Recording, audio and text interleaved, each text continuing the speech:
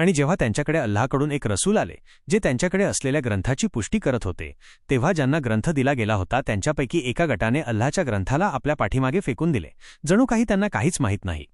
आणि ते त्या गोष्टींच्या मागे लागले ज्या सैतान सुलेमानच्या राजवटीत वाचत असत. सुलेमानने कुफ्र केला नव्हता तर सैतानांनीच कुफ्र केला होता.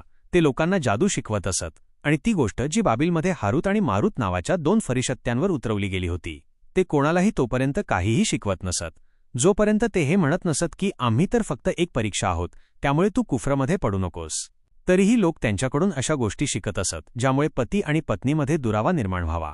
मात्र अल्लाहच्या परवानगीशिवाय ते त्याद्वारे कोणालाही इजा पोहोचवू शकत नव्हते.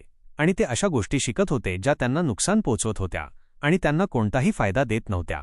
आणि त्यांना हे चांगले ठाऊक होते की ज्याने हा व्यवहार केला त्याला आखेरतमध्ये कोणताही हिस्सा मिळणार नाही. किती वाईट होती ती गोष्ट ज्याच्या बदल्यात त्यांनी स्वतःचे प्राण विकून टाकले, जर त्यांना हे समजले असते.